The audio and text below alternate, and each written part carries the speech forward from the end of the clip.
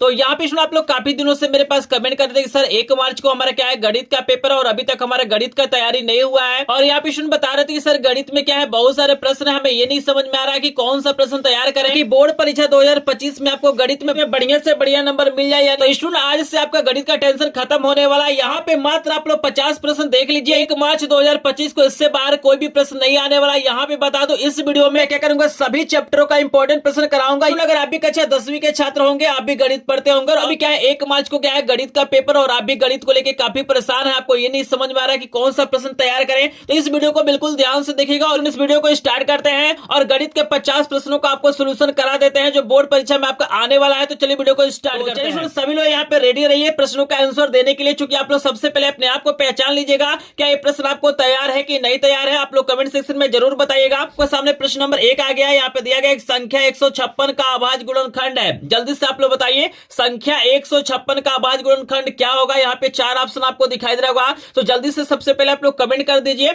अपने आप को टेस्ट कर लीजिए क्या इसका आंसर आपको पता है कि नहीं पता है। फिलहाल यहाँ पे एक एक प्रश्न में एक्सप्लेन करके आपको बताऊंगा, एक एक प्रश्न का सोल्यूशन कराऊंगा, तो यहाँ पे जल्दी से आप लोग कमेंट करिए। फिलहाल हम क्या करते हैं इसका सोल्यूशन आपको बता देते हैं कि इसका अभाज्य गुणनखंड क्या होगा, तो जल्दी से यहाँ पे कमेंट कर देंगे। मैं देख पा रहा हूँ कि काफी संख्या में लोग कमेंट कर रहे हैं, यहाँ पे इसका सोल्यूशन भी आपको करा देते हैं। यहाँ पे हमारे पास संख्या क्या है 156 है, तो यहाँ पे सिंपली जैसे आप लोग काटते हैं 156 को उसी प्रकार आपको काटना है, अभाज्य गुणनखंड विधि से इसे काटना है। तो देखिए हम 2 से काट सकते हैं, तो 2 से हमारा 15 तो कटेगा नहीं, 14 कटेगा, 2 से 14 हो जाएगा, एक हमारा बचेगा यहाँ पे 16 हो जाएगा, 2/16 हो जाएगा। फिर 2 से काटिए तो देखिए 2 3 6 होगा, यहाँ पे एक बचेगा 18 हो जाएगा, 2 9 18 हो जाएगा। फिर देखिए 3 से कटेगा, 2 से नहीं कटेगा, 3 से कटेगा तो 3 एकम 3, 3 3 9 हो जाएगा।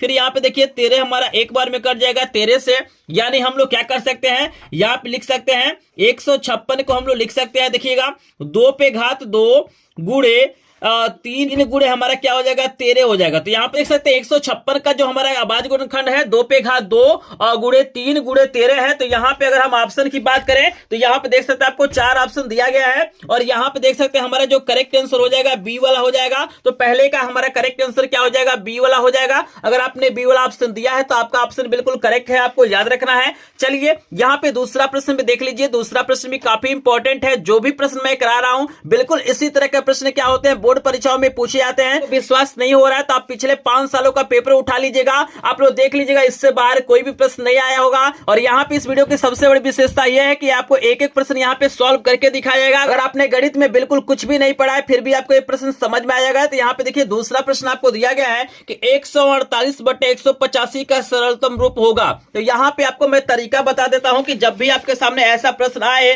तो उस कंडीशन में सरलतम रूप में कैसे बदलना है। तो यहाँ पे देखिए आपके साथ संख्या दिया गया है 148/185। तो यहाँ पे हम लिख लेते हैं, हमारे पास संख्या है 148 बटा हमारे सामने क्या दिया गया 185 दिया गया है। तो यहाँ पे देखिए पहला तरीका तो हमारा ये हो सकता है कि यहाँ पे छोटा छोटा करके आप लोग काट सकते हैं, जैसे 3 से काट लीजिए, 4 से काट लीजिए, मतलब जैसे कटे ऊपर नीचे आपको काट लेना है। और यहाँ पे देखिए सबसे आसान तरीका होता है कि जो भी संख्या दिया गया है आपको इसका मौसा निकालना है। मौसा को हम लोग HCF भी कहते हैं, आपको याद रखना है। तो यहाँ पे हम क्या करते हैं, सबसे पहले हम HCF निकालते हैं। तो HCF निकालने का तरीका होता है कि छोटी वाली संख्या से क्या करते हैं बड़ी वाली संख्या में क्या करते हैं भाग करते हैं। तो यहाँ पे देखिएगा एक बारी में हमारा जाएगा 148 हो जाएगा। यहाँ पे हमें क्या करना है 185 में से क्या करना है 148 को माइनस करना है। तो यहाँ पे जब माइनस करेंगे तो यहाँ पे क्या हो जाएगा 37 बचेगा और यहाँ पे 37 हमारा क्या बन जाएगा भाजक बन जाएगा। तो याद रखना है कि ये मौसक ज्ञात करने का तरीका होता है।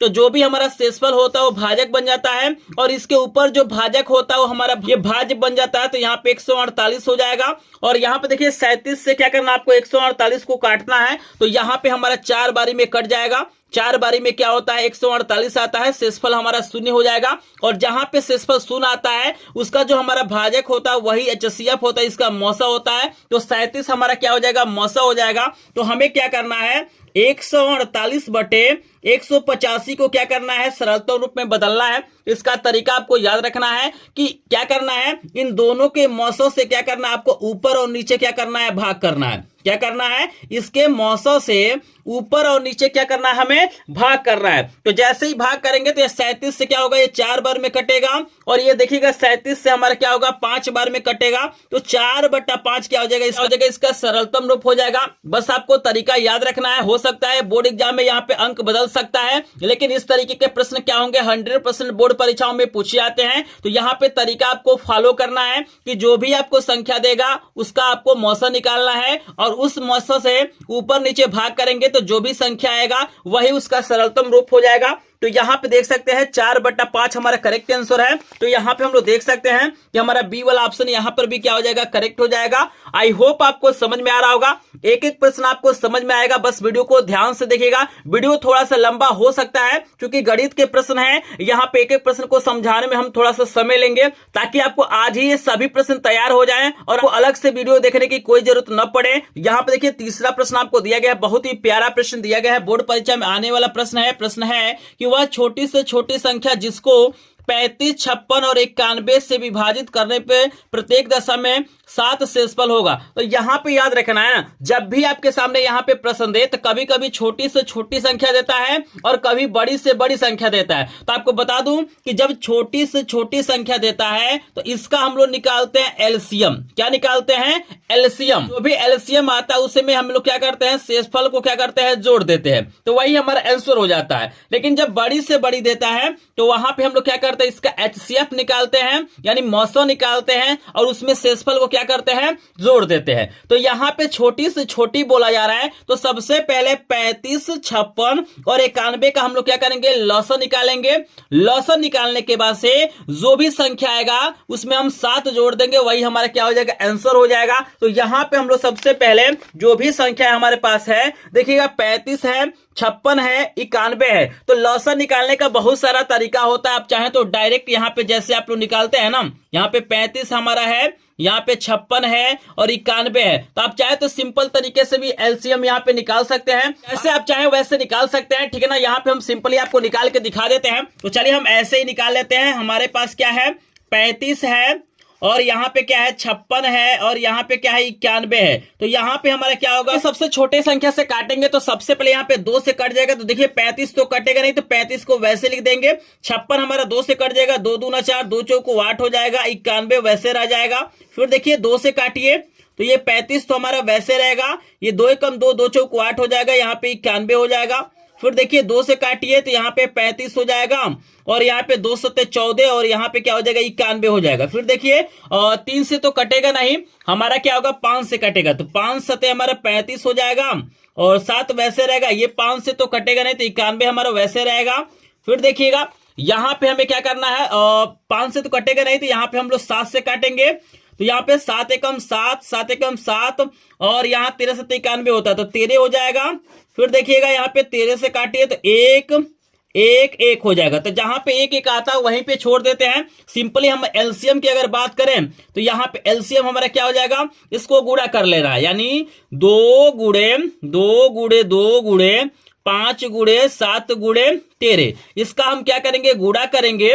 तो ये हमारा क्या हो जाएगा, एलसीएम हो जाएगा। आपको याद रखना है। और मैं बता दूं कि जब आप लोग गुणा करेंगे तो आएगा 3640। कितना आएगा, 3640 आएगा। आपको याद रखना है। आप चाहे तो गुणनखंड विधि से क्या कर सकते हैं, यहाँ पे एलसीएम आप लोग निकाल सकते हैं, कोई दिक्कत नहीं है, ठीक है ना। चूंकि बहुविकल्पी प्रश्न है तो यहाँ पे जैसे चाहे वैसे आप लोग निकाल सकते हैं। लेकिन यहाँ पे देखिएगा हमको बोल रहा है कि वह छोटी से छोटी संख्या जिसको 35, 56, 91 से विभाजित करने पे प्रत्येक दशा में शेषफल क्या है, 7 आ रहा है। तो भाई शेषफल बच जा रहा है, तो शेषफल को हमें इसमें जोड़ना पड़ेगा। तो एलसीएम में क्या करिए, 7 को जोड़ दीजिए, तो यहाँ पे कितना हो जाएगा, 3647 हो जाएगा। तो 3647 हमारा क्या हो जाएगा, आंसर हो जाएगा। आपको याद रखना है। तो यहाँ हम लोग देख सकते हैं कौन सा करेक्ट आंसर होगा। तो यहाँ पे सी वाला ऑप्शन क्या हो जाएगा, करेक्ट हो जाएगा। आपको याद रखना है। यहाँ पे मैं दिखा भी देता हूं, तो देख लीजिएगा। बिल्कुल इसी प्रकार से आपको सॉल्व करना है। यहाँ पे एक चीज याद रखना कि जब छोटी से छोटी कहेगा तो आपको एलसीएम निकालना है, और जब बड़ी से बड़ी कहेगा तो आपको एचसीएफ निकालना है। इस पॉइंट को याद रखिएगा। आई होप आपको समझ में आ रहा होगा। एक एक प्रश्न समझ में आएगा। मैं सभी चैप्टरों का इंपॉर्टेंट प्रश्न कराया हूं, मात्र इस वीडियो को देख लीजिएगा। आपको अलग से कोई वीडियो देखने की जरूरत नहीं पड़ेगी। चलिए चौथे प्रश्न का सभी लोग आंसर आंसर दीजिए। यहाँ पे हमारे सामने दो संख्याएं हैं, 252 है और 594 है, और बोल रहा है कि HCF यानी मौसम आपको दिया गया 18 है, तो आपको इसका एलसीएम बताना है कि यहाँ पे एलसीएम जो लॉसा है क्या होगा। यहाँ पे 4 ऑप्शन दिया गया है, तो जल्दी से आप लोग कमेंट कीजिए, अपने आप को पहचानिए कि यहाँ पे कौन सा करेक्ट आंसर हो सकता है। फिलहाल यहाँ पे इसको सॉल्व करके भी मैं दिखाऊंगा, आपको तरीका भी बताऊंगा कैसे सॉल्व करना है। हम क्या करते हैं, इसको सॉल्व करते हैं, लेकिन जल्दी से आप लोग टेस्ट करिए अपने आप को, क्या इसका आंसर आपको पता है कि नहीं पता है। तो यहाँ पे याद रखिएगा, जब भी आपको एलसीएम पूछेगा और आपको HCF दिया होगा, तो यहाँ पे एक फार्मूला होता है, एलसीएम बराबर फार्मूला होता है A गुणे B बटा आपका क्या होता है, HCF होता है। आपको ये फार्मूला याद रखना है। मतलब A का मतलब है पहली संख्या, B का मतलब है दूसरी संख्या। जैसे पहली संख्या क्या है, 252 है,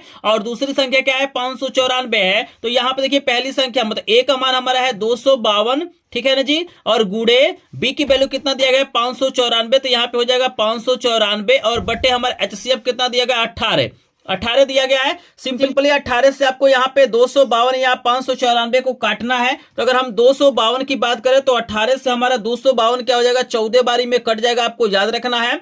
और यहाँ पे हमारा क्या हो जाएगा, 14 और गुणे हमारा क्या हो जाएगा, 594 हो जाएगा। और सिंपली क्या करना है, 14 में क्या करना है, 594 का हमें क्या करना है, गुणा करना है। और 14 में जब आप लोग 594 का क्या करेंगे, गुणा करेंगे, तो आपका आएगा ये 8316 आएगा। कितना आएगा, 8316 आएगा। सिंपली आपको क्या करना है, यहाँ पे गुणा कर लेना है। अगर कहीं डाउट होगा तो कमेंट सेक्शन में जरूर बताएंगे। तो यहाँ पे देख सकते हैं हमारा जो करेक्ट आंसर है, या हमारा यहाँ सी वाला हो जाएगा, 8316 हमारा करेक्ट आंसर हो जाएगा। आपको याद रखना है। तो जब भी आपके सामने HCF दिया हो और आपको एलसीएम पूछता है, तो आप लोग इस फार्मूले का प्रयोग कर सकते हैं। सिंपली इस फार्मूले को आप लोग याद रखिएगा। चलिए हम आगे चलते हैं, आपको अगला प्रश्न करा देते हैं। यहाँ पे 5 नंबर का प्रश्न देख सकते हैं, बहुत ही ज्यादा इंपॉर्टेंट प्रश्न आपको दिया गया है। यहाँ पे पूछा जा रहा है कि निम्नलिखित दी हुई संख्याओं में आपको अभाज्य संख्या बताना है। आपको बताना है कि इसमें की कौन सी संख्या है जो अभाज्य संख्या होगी। आपको 0 है, 1 है, 2 है, 8 है। तो जल्दी से आप लोग कमेंट सेक्शन में बताइए कौन सी संख्या यहाँ पे अभाज्य होगी। तो आपको बता दो करेक्ट आंसर सी वाला हो जाएगा। 2 आपका क्या है, एक अभाज्य संख्या, आपको याद रखना है। यहाँ पे 1 नहीं होगा, क्योंकि 1 ना हमारा भाज्य है, न ही हमारा क्या है, अभाज्य है, आपको याद रखना है। तो चलिए स्टूडेंट, यहाँ पे 5 प्रश्न आपको समझ में आ गया होगा। यहाँ पे 50 प्रश्न कराऊंगा, मात्र 50 प्रश्न देख लीजिए। एक भी प्रश्न आपका बोर्ड परीक्षा में नहीं छूटने वाला है। आपके सामने कोई भी सेट आ जाए, इसी में से कोई ना कोई प्रश्न आपको देखने के लिए मिलेगा। तो यहाँ पे पेज को पलटते हैं, आपको हम 6 नंबर का प्रश्न दिखा देते हैं। बहुत ही प्यारा प्रश्न दिया गया है, बिल्कुल बोर्ड लेवल का प्रश्न है, बिल्कुल यहीं से प्रश्न उठने वाला है। तो यहाँ पे देख लीजिए, आपको यहाँ पे शून्यकों का योगफल आपको बताना है। बहुत ही शानदार, बहुत ही प्यारा क्वेश्चन आपको दिया गया है। तो जल्दी से आप लोग पहले आंसर देंगे, अपने आप को टेस्ट करिए, अपने आप को पहचानिए, क्या इसका आंसर आपको पता है कि नहीं पता है। यहाँ पे 4 ऑप्शन आपको दिया गया है। यहाँ पे -5/2 दिया गया है, -5/3 दिया गया है, -5 दिया गया है, 6 दिया गया है। तो जल्दी से बताइए यहाँ पे शून्यकों का योगफल क्या हो सकता है। बता दो, इसके लिए एक फार्मूला होता है। यहाँ पे देखिएगा, शून्यकों का योगफल का जो फार्मूला होता है, वो फार्मूला आपका होता है -b/a। आपको याद रखना है फार्मूला क्या होता है, -b/a आपको याद रखना है। यहाँ पे बता दूं कि x² के गुणांक को a कहते हैं, x के गुणांक को b कहते हैं, और अचर पद को हम लोग c कहते हैं। क्लियर है। यहाँ पे जो 3 देख रहे हैं, a है, 5 आपका b है, 2 आपका क्या है, c है। तो क्या करना है, वैल्यू को पुट करना है। तो यहाँ पे देख लीजिए, हमारा हो जाएगा अल्फा प्लस बीटा बराबर, और b की वैल्यू आपको दिया गया है यहाँ पे 5, तो यहाँ पे माइनस है तो -5 हो जाएगा, और a की वैल्यू आपका 3 है, तो -5/3 क्या हो जाएगा, यहाँ पे स्टूडेंट करेक्ट आंसर हो जाएगा। अगर आपने -5/3 आंसर दिया है तो आपका आंसर बिल्कुल करेक्ट है। तो अगर यहाँ पे आंसर की बात करें तो हमारा यहाँ पे क्या हो जाएगा, बी वाला ऑप्शन बिल्कुल करेक्ट हो जाएगा। आई होप आपको समझ में आ रहा होगा। तो यहाँ पे स्टूडेंट आपको बस यही याद रखना है कि जब भी आपके सामने योगफल की बात करेगा तो आपको ये फार्मूला याद रखना है, -b/a हमारा फार्मूला होता है। अगर गुणनफल की बात करें तो यहाँ पे c/a होता है, आपको याद रखना है। ये दोनों फार्मूले को याद रखना है, इससे रिलेटेड कोई ना कोई प्रश्न आपसे बोर्ड परीक्षा में पूछा जाएगा। चलिए हम आपको 7 नंबर का प्रश्न दिखा देते हैं। यहाँ पे 7 नंबर का प्रश्न बहुत ही शानदार, बहुत ही लाजवाब दिया गया है। प्रश्न दिया गया है कि एक द्विघात बहुपद के अधिक से अधिक शून्यकों की संख्या होगी। आपको बताना है कि आपके सामने कोई द्विघात बहुपद है। जैसे यहाँ पे अगर हम बात करें इसका स्टैंडर्ड फार्मूले का, तो स्टैंडर्ड फार्मूला होता है ax² प्लस bx प्लस क्या होता है, c होता है। यहाँ पे बराबर 0 भी लिख सकते हैं। ये हमारा क्या होता है, द्विघातीकरण का क्या होता है, व्यापक सूत्र होता है। तो पूछ रहा भाई, अगर हमारे सामने कोई द्विघात बहुपद है ठीक है ना। तो आपको बताना उसमें शून्यकों की संख्या अधिकतम कितनी हो सकती है। तो आपको याद रखना है कि जितना घात होता है उतने ही शून्यकों की संख्या होती है। जैसे यहाँ पे हमारा द्विघात है तो यहाँ पे शून्यकों की संख्या 2 होगा, मतलब x के क्या होंगे 2 मान निकलेंगे। अगर यहाँ पे घात 3 होगा, त्रिघात होगा, तो वहां पे x का मान क्या होता है 3 निकलता है। तो यहाँ पे द्विघात है तो हमारा 2 ही मान निकलेगा। तो करेक्ट आंसर यहाँ पे बी वाला हो जाएगा, आपको याद रखना है। चलिए हम 8 नंबर का प्रश्न भी दिखा देते हैं, काफी इंपॉर्टेंट प्रश्न है।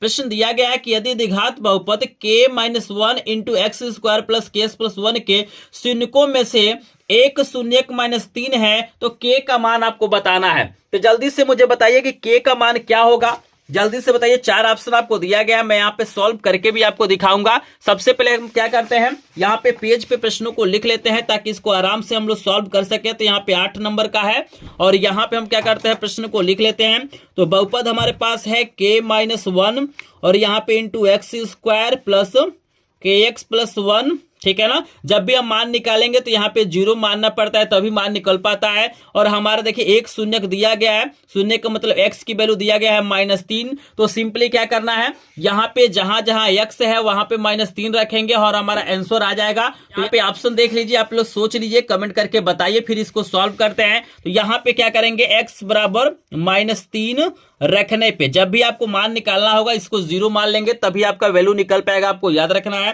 तो यहाँ पे देखिए k-1 तो हमारा रहेगा ही और इंटू हमारा हो जाएगा -3 का हो जाएगा होल स्क्वायर प्लस k गुणे यहाँ पे -3 हो जाएगा प्लस 1 इक्वल टू क्या हो जाएगा 0 हो जाएगा। हमने कुछ नहीं किया है, बस x के जगह पे हमने क्या किया है -3 रखा, आपको याद रखना है। चलिए आगे देखिएगा, यहाँ पे हमारा हो जाएगा k-1 और ये हो जाएगा 3 3 की 9, माइनस माइनस प्लस हो जाएगा और ये हो जाएगा प्लस माइनस -3k और प्लस का 1 इक्वल टू 0 हो जाएगा। गुणा करेंगे तो ये हो जाएगा 9k और 9 एकम 9, ये हो जाएगा -3k प्लस 1 इक्वल टू 0। के वाले को एक साथ हल कर लीजिए, अंक वाले को एक साथ हल कर लीजिए। ये हमारा ये 9k है, यहाँ पे हमारा -3k है तो ये घट जाएगा, 9 में से 3 जाएगा हमारा 6k हो जाएगा और 9 में से 1 जाएगा हमारा -8 हो जाएगा बराबर 0। पक्षांतर करिए तो 6k बराबर हो जाएगा यहाँ पे +8। याद रखना है माइनस है तो पक्षांतर होता है तो प्लस हो जाएगा और यहाँ पे k बराबर हो जाएगा आपका 8/6। इसको काटिए तो हमारा क्या हो जाएगा, 2 चौक 8 2 3 6 तो 4/3। k की जो वैल्यू हमारा है वो कितना है, 4/3 है, आपको याद रखना है। तो हमारा जो करेक्ट आंसर हो जाएगा यहाँ पे 4/3 कौन सा हो जाएगा जी, यहाँ पे ए वाला ऑप्शन बिल्कुल करेक्ट हो जाएगा, आपको याद रखना है। आई होप आपको ये प्रश्न समझ में आ रहा होंगे। तो मैं पूरा सोल्यूशन भी दिखा देता हूँ, इस तरीके को आपको फॉलो करना है। यहाँ पे 0 मानना है और सिंपली इस वैल्यू को रखेंगे, आपके सामने आंसर आ जाएगा। तो चलिए हम आपको 9 नंबर का प्रश्न दिखा देते हैं कि 9 नंबर का प्रश्न क्या है और इसको सॉल्व करके भी दिखाएंगे।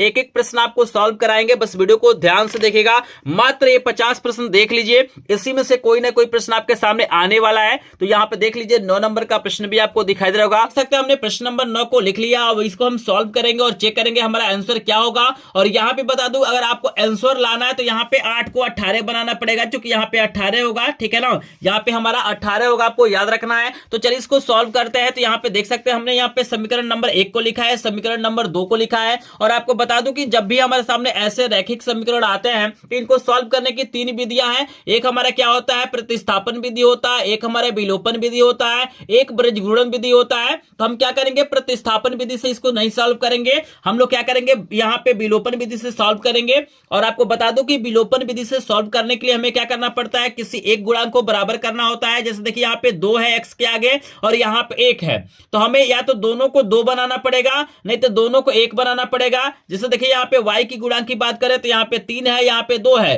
तो या तो दोनों को, तो यहां पर भी दोनों गुणांकों को बराबर करना होगा। तो आप y को बराबर कर सकते हैं या x को बराबर कर सकते हैं। तो हम क्या करते हैं कि हम x को बराबर करते हैं। तो यहां पे 2 है तो यहां पर भी 2 लाना है। तो यहां पर 2 लाने के लिए हम क्या करेंगे, दोनों पक्षों में 2 से गुणा करेंगे। तो आपको लिखना है समीकरण 2 के दोनों पक्षों में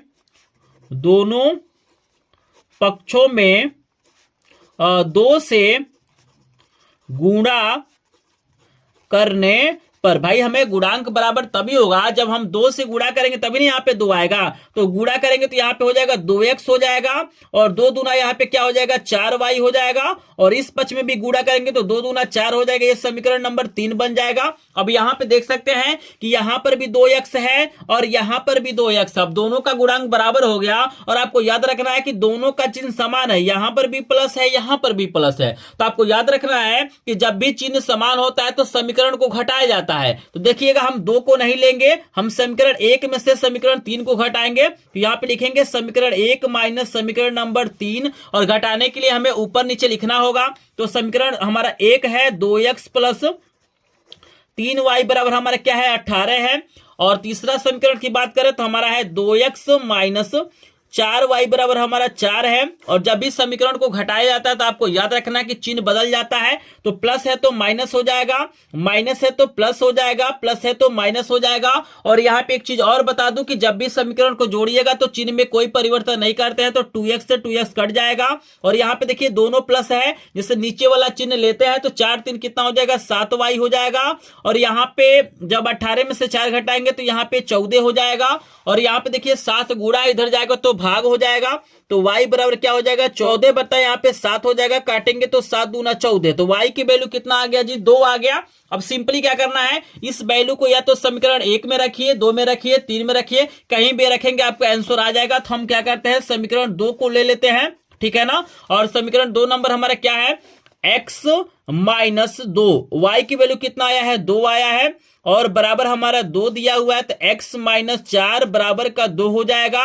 और x देखिए माइनस है तो इधर जाएगा तो प्लस हो जाएगा, x बराबर हो जाएगा 2 प्लस 4 यानी 6 हो जाएगा। तो यहाँ पे देख सकते हैं फाइनली हमारा रिजल्ट आ चुका है। हमारा x की वैल्यू 6 आ गया है और y की वैल्यू क्या हो गया है 2 आ गया है। तो ये हो जाएगा इसका हल, यही हमारा क्या है इसका हल है। तो अगर हम ऑप्शन में जाएं तो 6 और 2 देख लेते हैं। यहाँ पे 6 और 2 हमारा क्या हो जाएगा, यहाँ पे हमारा बी वाला ऑप्शन करेक्ट हो जाएगा। आपको याद रखना है। आई होप आपको समझ में आ रहा होगा। चलिए यहाँ पे 9 नंबर का प्रश्न मैंने आपको करा दिया, पूरी किताब का इंपॉर्टेंट प्रश्न है, बस इस वीडियो को देख लीजिएगा। आपको अलग से कोई वीडियो देखने की आवश्यकता नहीं पड़ेगी। हम आपको लेके चलते हैं 10 नंबर प्रश्न पे, जल्दी से सभी लोग आंसर देंगे। प्रश्न नंबर 10 बताइए। यहाँ पे आपको दिया गया है कि 2 संख्याओं का योगफल 8 है, उनका अंतर क्या है 2 है, तो संख्या होगी। आपको दिया गया है भाई 2 संख्याएं हमारे पास क्या है, हमारे पास 2 संख्याएं हैं जिसका योगफल 8 है और अंतर 2 है, तो उन संख्याओं को आपको बताना है। तो जल्दी से आप लोग कमेंट सेक्शन में बताएंगे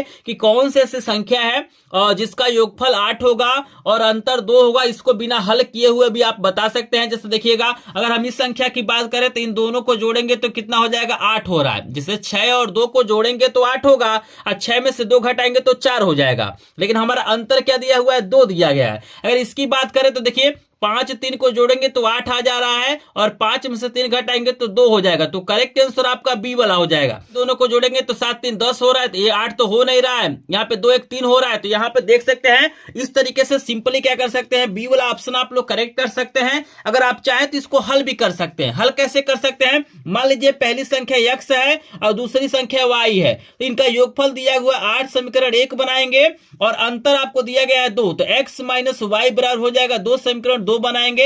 इसको सिंपली हल करेंगे तो यहाँ पे y से y कट जाएगा, 2x बराबर कितना हो जाएगा 8 2 कितना हो जाएगा 10 हो जाएगा।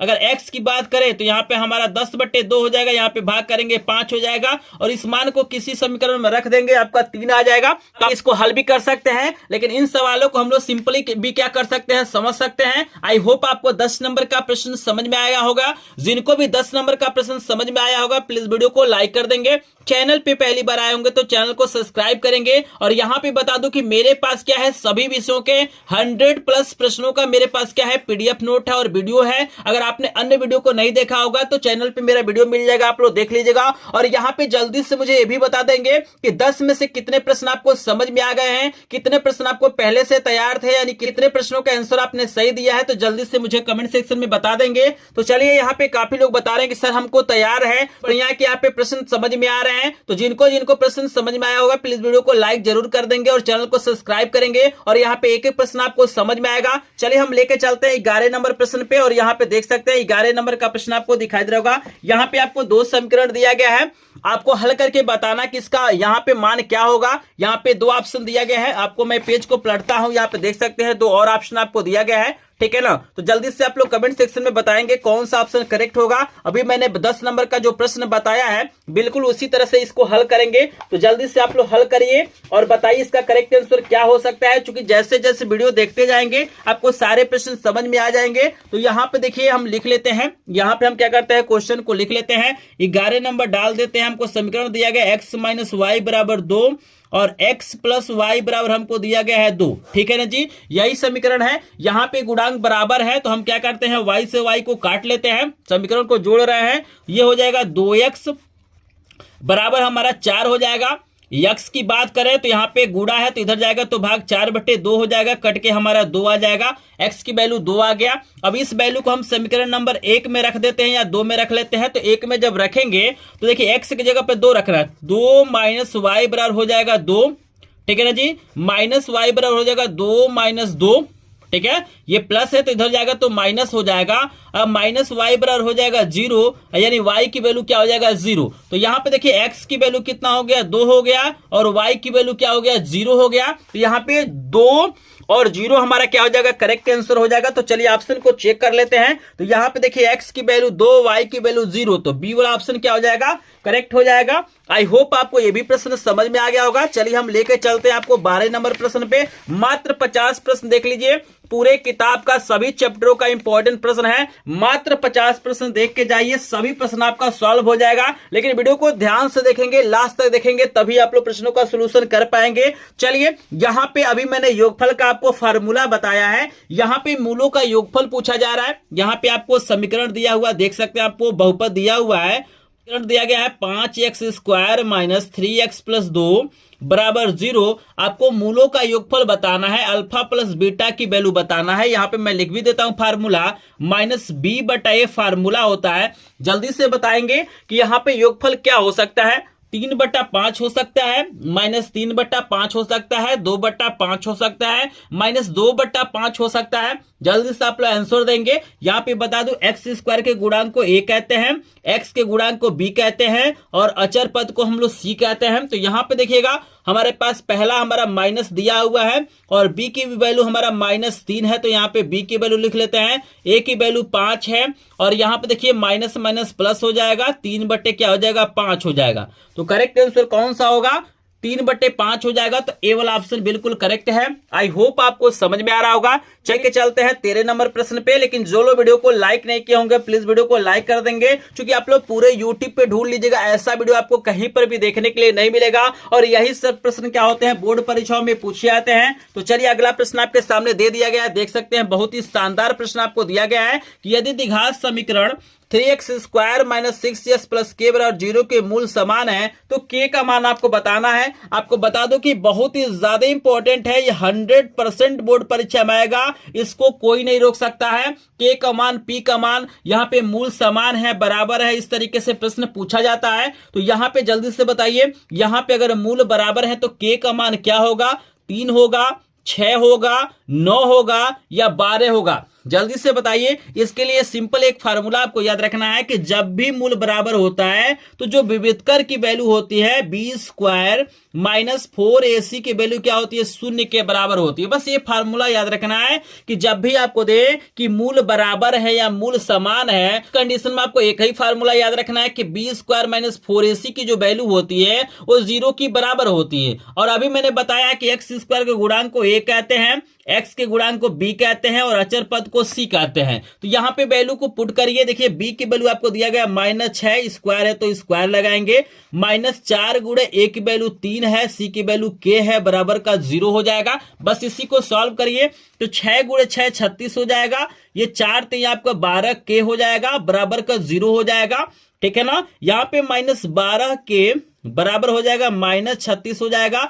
ये प्लस है तो इधर पक्षांतर करेंगे तो माइनस में हो जाएगा, माइनस से माइनस कट जाएगा, के बराबर आपका कितना हो जाएगा 36/12 हो जाएगा। चूंकि 12 गुणा है तो इधर जाएगा तो भाग हो जाएगा। अब 12 3 आपका 36 होता है तो के की वैल्यू कितना हो जा रहा है स्टूडेंट 3 हो जा रहा है। के की वैल्यू कितना हो जा रहा है 3 हो जा रहा है। 100% ये प्रश्न पूछा जाएगा। इस तरह के प्रश्न पूछे जाएंगे तो इस प्रश्न को याद रखिएगा। तरीका आपको याद रखना है, फार्मूला आपको याद रखना है कि जब भी विविधकर की जब भी मूल समान हो तो यहाँ पे बी स्क्वायर माइनस 4ac की वैल्यू क्या होता है 0 के बराबर होता है। तो यहाँ पे करेक्ट आंसर हमारा ए वाला हो जाएगा।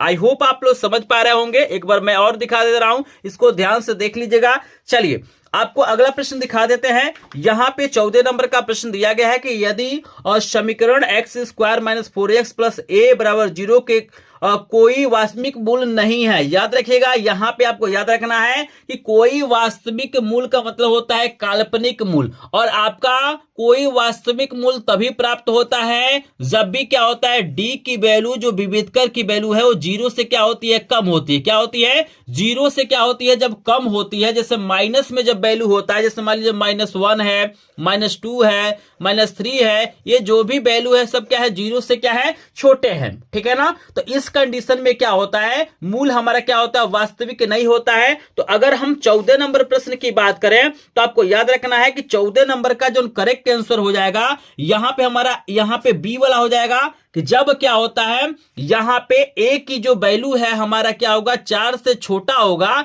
ठीक है ना। इस कंडीशन में हमारा क्या होगा यहां पे मूल वास्तविक नहीं होगा, आपको याद रखना है। चलिए यहां पे समांतर श्रेणी का प्रश्न देख सकते हैं। यहां पे आपको दिया गया है 15 नंबर का प्रश्न कि यहां पे एक आपको समांतर श्रेणी दिया गया है, आपको बताना है इसका सर्वांतर कितना होगा। यहां पे सर्वांतर आपको बताना है 1 होगा, 2 होगा, -2 होगा या 3 होगा। यहां पे फार्मूला आपको लिख देते हैं सर्वांतर डी बराबर फार्मूला होता है आपका A2 - A1 होता है, आपको याद रखना है। मतलब द्वितीय पद में से अगर हम प्रथम पद को माइनस करते हैं तो सर्वांतर हमारा निकलता है। तो बताइए कितना आंसर होगा। तो यहां पे देखिए डी बराबर हो जाएगा, दूसरा पद क्या है हमारा माइनस A2 की, ये A1 है, A2 है, A3 A4 है। तो यहाँ पे A2 की वैल्यू हमारा 1 है और यहाँ पे माइनस हमारा क्या है A1 की वैल्यू 3 है। अगर घटाएंगे तो -2 हो जाएगा। तो करेक्ट आंसर हमारा क्या हो जाएगा सी वाला हो जाएगा, आपको याद रखना है। मोस्ट इंपॉर्टेंट प्रश्न है। चलिए यहाँ पे 16 नंबर का भी प्रश्न दिखा देता है। यहाँ पे आपको एक समांतर श्रेणी दिया गया है। यहाँ पूछा जा रहा है कि इसका 10वां पद होगा, आपको बताना है कि इसका 10वां पद कितना होगा। तो जल्दी से बताएंगे कौन सा ऑप्शन करेक्ट हो जाएगा, तो जल्दी से बताइएगा। सॉल्व करके भी आपको दिखाऊंगा। तो यहाँ पे सबसे पहले हम जो भी हमारे पास अनुक्रम है लिख लेते हैं। पहला पद हमको कड़ी में 2 दिया गया है, दूसरा पद हमको 2 कड़ी में 2 दिया गया है, तीसरा हमारा 3 कड़ी में 2 दिया गया है। ठीक है ना।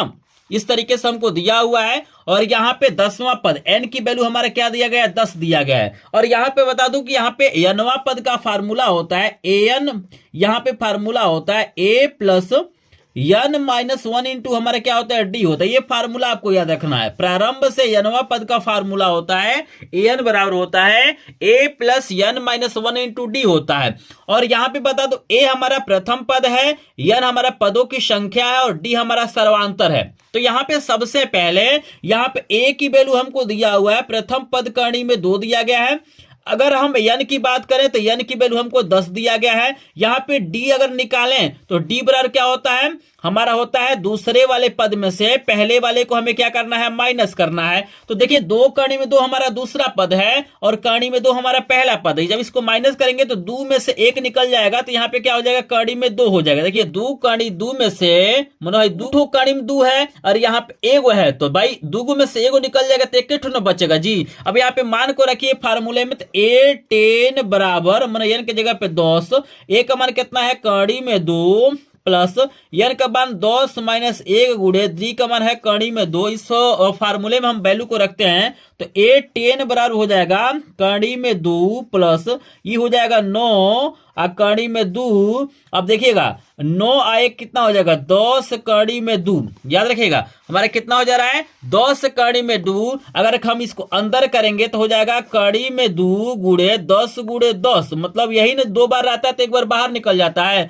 और गुणा करेंगे तो कितना हो जाएगा कड़ी में हमारा क्या हो जाएगा 200 हो जाएगा। देखिए कितना घुमा फिरा के दिया हुआ है, 10 कड़ी में 2 9 देकर हमको दिया गया है 200 दिया गया है। तो यहाँ पे करेक्ट आंसर हो जाएगा कड़ी में 200। एक बार मैं आ रहा हूं, इसको देख लीजिए, ये हमारा फार्मूला होता है, यहाँ पे याद रखना है प्रारंभ से यनवा पद का ये फार्मूला होता है। और यहाँ पे अगर करेक्ट आंसर की बात करें तो हमारे यहाँ पे सी वाला ऑप्शन करेक्ट हो जाएगा, आपको याद रखना है। चलिए यहाँ पे देखिए 17 नंबर का प्रश्न बिल्कुल इसी प्रकार है, लेकिन यहाँ पे अंत से 10वां पद पूछा गया। याद रखिए ये प्रारंभ से मतलब शुरू से 10 नंबर का, आई पीछे से अंत से 10 नंबर का पूछा हुआ है। तो इसके लिए भी फार्मूला है, आपको हम बताते हैं कि इसका सोल्यूशन कैसे करेंगे। लेकिन एक बार कमेंट सेक्शन में बताइए कौन सा ऑप्शन करेक्ट होगा, 208 होगा, 204 होगा, या आपको दो और ऑप्शन आपको दिया गया, 209 दिया गया और 214 दिया गया। तो सोचिए जल्दी से आप लोग कमेंट सेक्शन में बताइए, आपको हम सॉल्व करके भी दिखाएंगे, एक एक प्रश्न आपको बताएंगे। बिल्कुल ध्यान से देखिए वीडियो को, क्योंकि ऐसा वीडियो आपको कहीं पर भी देखने के लिए नहीं मिलेगा। तो यहाँ पे हम सॉल्व कर लेते हैं।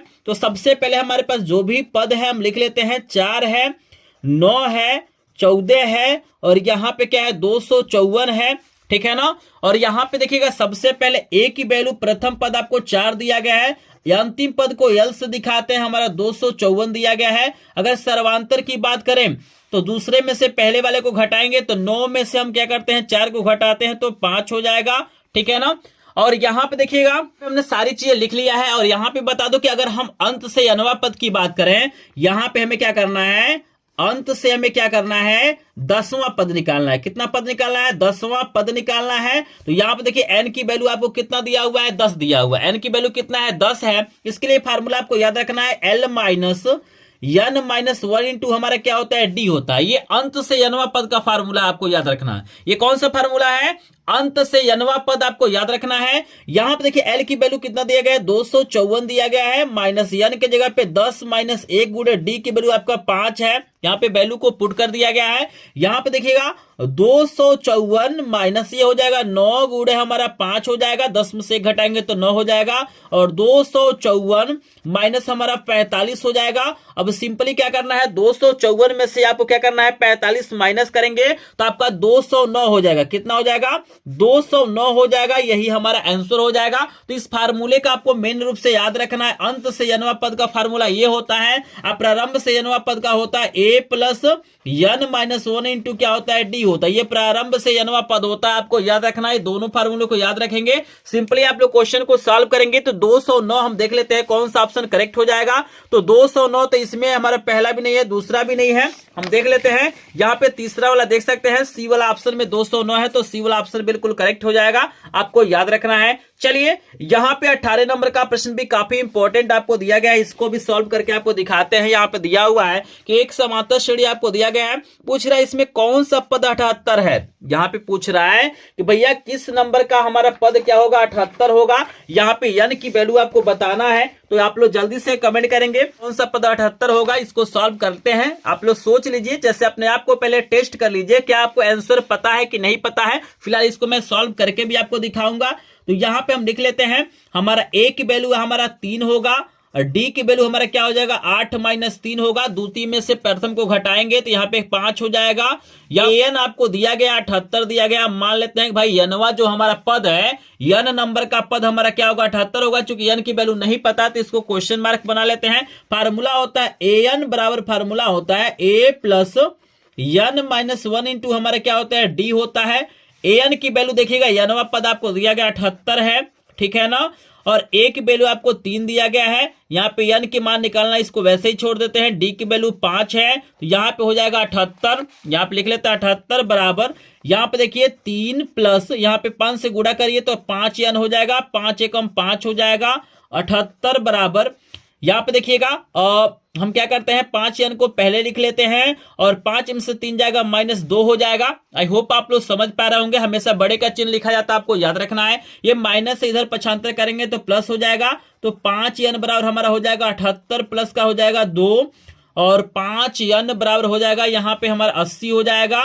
और n बराबर हमारा कितना हो जाएगा 80/5, चूंकि 5 गुणा है तो इधर जाएगा तो भाग होगा, और हमारा 16×5 = 80 होता है, तो 16 हो जाएगा। तो हमारा 16 नंबर का जो पद है ना वो हमारा क्या होगा 78 होगा। इसको देख लीजिए आप लोग, इसी प्रकार से आपको सॉल्व करना है। तो यहाँ पे करेक्ट आंसर 16 हो जाएगा, तो हमारा बी वाला ऑप्शन क्या हो जाएगा करेक्ट हो जाएगा। आई होप आपको 18 नंबर का प्रश्न समझ में आ रहा होगा।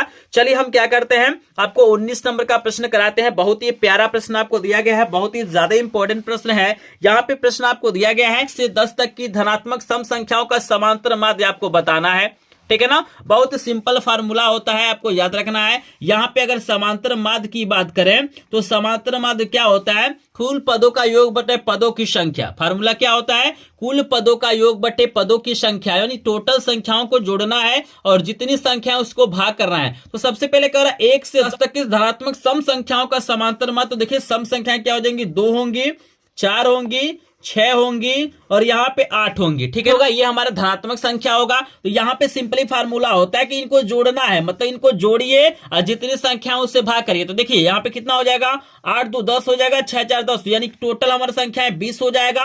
और कितनी संख्या है 4 है, तो 4 से भाग करिए, 4 5 20। यहाँ पे समांतर माध्य क्या हो जाएगा 5 हो जाएगा। आपको याद रखना है यहाँ पे समांतर माध्य हमारा क्या हो जाएगा 5 हो जाएगा। तो यहाँ पे करेक्ट आंसर डी वाला हो जाएगा, आपको याद रखना है। आई होप आपको समझ में आ रहा होगा। चलिए 20 नंबर का प्रश्न यहाँ पे देख लीजिए। आपको 20 नंबर का प्रश्न दिखा देते हैं। त्रिभुज का प्रश्न है, आपको दिया गया है कि 2 आकृतियों जिनके आकार समान हो परंतु आवश्यक रूप से अमाप असमान न हो। यहाँ पे देखिएगा आपको बता रहा है कि भाई आपके पास 2 आकृतियां हैं जिनके आकार समान है। याद रखिएगा, जैसे मान के चलिए हमारे सामने यहाँ पे एक त्रिभुज है, हम लिख लेते हैं ABC, और एक और हम त्रिभुज ले लेते हैं, यहां पर इसका नाम लिख लेते हैं PQR। देख रहे हैं ना, तो यहां पे देख रहे हैं कि देखने में तो दोनों आकृतियां एक जैसे दिखाई दे रही हैं, लेकिन इसकी जो माप है वो अलग अलग है। तो पूछ रहा है इस प्रकार की जो आकृति होता है उसे क्या कहते हैं, सर्वांगसम आकृतियां कहते हैं, समान आकृतियां कहते हैं, समरूप आकृतियां कहते हैं, या सममित आकृतियां कहते हैं। आप लोग कमेंट सेक्शन में बताइए दोनों आकृतियां क्या होंगी,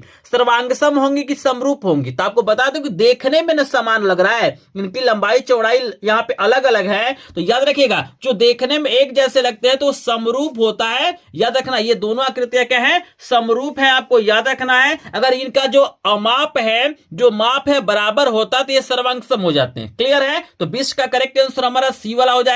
चलिए यहाँ पे आपको 21 नंबर का सॉल्यूशन करा लेते हैं, लेकिन जल्दी से यहाँ पे 20 प्रश्न खत्म हो गए। आप लोग बताइए 20 में से कितने प्रश्न आपको तैयार थे, तो जल्दी से एक बार कमेंट सेक्शन में बता देंगे। और यहाँ पे जो लोग वीडियो को लाइक नहीं किए होंगे प्लीज वीडियो को लाइक कर देंगे। चैनल पे पहली बार आए होंगे तो चैनल को सब्सक्राइब करेंगे। और इस वीडियो का एक टारगेट रख रहे हैं, यहाँ पे 50 प्रश्न है और इस वीडियो का लाइक का हम टारगेट रखते हैं मात्र 50 लाइक। तो यहाँ पे मैं देख पा रहा हूँ कि 20 प्रश्न मैंने करा दिया, लेकिन अभी तक यहाँ पे 20 लाइक कंप्लीट नहीं हुआ है। तो जिन्होंने कंजूसी किया है प्लीज वीडियो को लाइक कर देंगे। चैनल पे पहली बार आए होंगे तो चैनल को सब्सक्राइब करेंगे। अभी लास्ट में अपना व्हाट्सएप नंबर दूंगा जहां पे आपको इसका फ्री में पीडीएफ नोट मिल जाएगा। और मेरे पास क्या है, सभी विषयों के इंपॉर्टेंट प्रश्नों का पीडीएफ नोट है। अगर आपको फ्री में चाहिए तो वीडियो को लास्ट तक देखिएगा।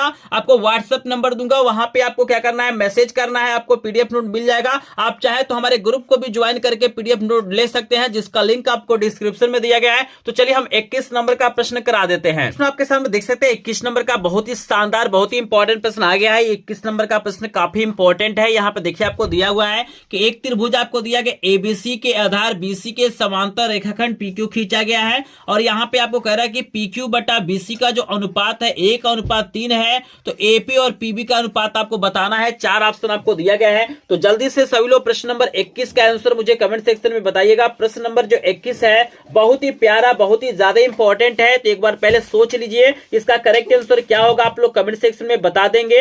आंसर भी आपको हम बता देते हैं। यहाँ पे बता दो कि जो प्रश्न नंबर 21 है इसका करेक्ट आंसर हो जाएगा 1:2 हो जाएगा। आपको याद रखना है। आई होप आपको समझ में आ रहा होगा। चलिए 22 नंबर का प्रश्न देखिएगा, बहुत ही ज्यादा इंपॉर्टेंट है। ये भी प्रश्न 100% बोर्ड परीक्षा में आता है। 2 बिंदु की बीच की दूरी आपसे पूछा जाता है। तो जल्दी से बताइए, यहाँ पे आपको 2 बिंदु दिया गया है। यहाँ पे देख सकते हैं 2 बिंदु की बीच की दूरी आपको बताना है। जैसे देखिए अगर हम 22 नंबर प्रश्न की बात करें, आपको ऑप्शन दिखा देते हैं, आप लोग कमेंट सेक्शन में बताइएगा। इसके लिए सिंपल फार्मूला होता है, बस उस फार्मूले के द्वारा इसको हम लोग निकाल सकते हैं। तो यहाँ पे देख लीजिए 4 ऑप्शन आपको दिया गया है। यहाँ पे आपको 5, 7, 13, 17 दिया गया है। तो जल्दी से बताइए कौन सा ऑप्शन करेक्ट होगा। यहाँ पे 4 ऑप्शन आपको दिया गया है, तो हम इसको सॉल्व कर देते हैं। यहाँ पे देखिए हमारे पास 2 बिंदु दिए गए हैं। यहाँ पे फार्मूला बता दूं, डी बराबर फार्मूला होता है आपका कड़ी में आपका होता है x2 माइनस x1 का होल स्क्वायर प्लस आपका होता है y2 माइनस y1 का होल स्क्वायर। ये फार्मूला होता है, आप लोग अपने दिमाग में बैठा लीजिए कि दो बिंदुओं के बीच की दूरी निकालने का फार्मूला यही होता है।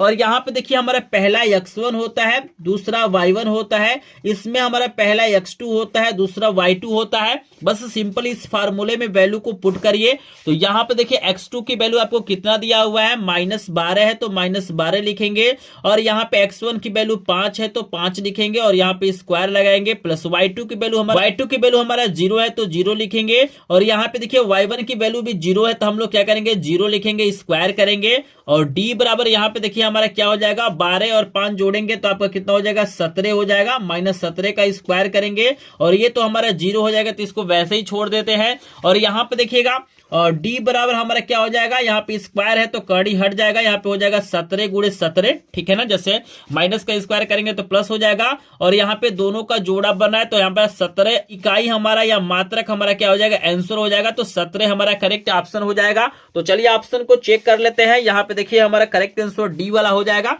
ठीक है ना, डी वाला ऑप्शन करेक्ट होगा। आई होप आपको समझ में आ रहा होगा। चलिए यहाँ पे 23 नंबर का प्रश्न देख सकते हैं। यहाँ पे मूल बिंदु से दूरी पूछा जा रहा है। यहाँ पे पूछा जा रहा है भैया एक बिंदु आपको दिया गया है और आपको मूल बिंदु से दूरी बताना है, कितना होगा। याद रखिएगा जैसे चतुर्थांश आप लोग बनाते हैं ना, तो यहाँ पे जो मूल बिंदु होता है इससे क्या हो रहा है, कोई बिंदु हमारा है P, उसकी दूरी पूछा जा रहा है। आपको बता दो कि मूल बिंदु का जो निर्देशांक होता है 0 0 होता है। मूल बिंदु का निर्देशांक क्या होता है, 0 0 होता है। तो आप चाहे तो यहाँ पे डी बराबर जो फार्मूला आपका है x2 माइनस x1 का whole square plus y2 minus y1 का होल स्क्वायर, इससे भी सॉल्व कर सकते हैं। लेकिन जब भी आपके सामने मूल बिंदु होता है तो इसके लिए डायरेक्ट फार्मूला होता है डी बराबर होता है X square plus Y square. Simple याद रखना है कि जब भी एक बिंदु मूल बिंदु होता है तो आप इस फार्मूले का भी प्रयोग कर सकते हैं। जैसे डी बराबर हो जाएगा, एक्स की वैल्यू आपको दिया गया है -6 का स्क्वायर और y की वैल्यू आपको दिया गया 8, तो यहाँ पे 8 का स्क्वायर हो जाएगा।